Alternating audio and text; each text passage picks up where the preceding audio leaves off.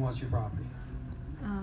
But it happens like this. The buyer says, well, can we ask to have a discount?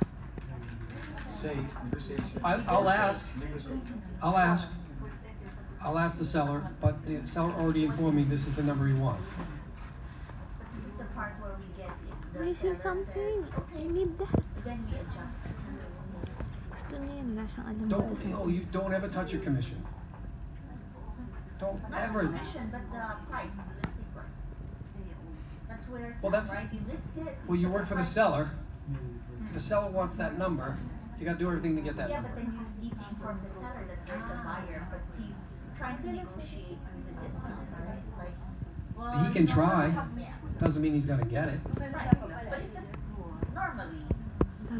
So what I do in that situation, if I get a listing and the buyer comes along and they're not represented and they want to start negotiating, I refer them to another agent and I pay that agent a referral fee so that the agent can explain to the buyer the process. But just the referral. Because I work for the seller.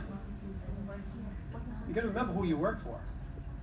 If you have the buyer, you represent that buyer now.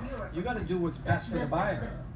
Or the best interest. So when you find a listing for your seller, if you happen to find a listing that there's no broker involved, you got to let the seller know you work for the buyer. Something. Yeah, you have to disclose that. Yeah, you should disclose it both. Because here in the Philippines, it's easier. Actually, it's easier if you're direct both.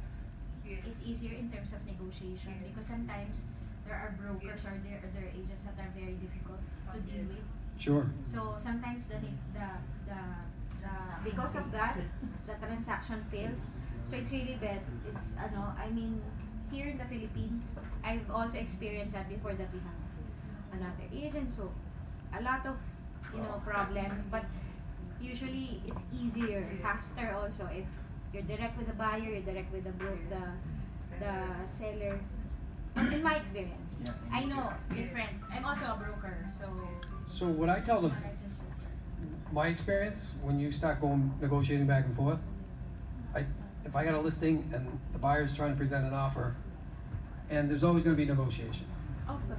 Right? Always. Of course, there's always like that. In the US kasi, there are only two parties. The listing broker and the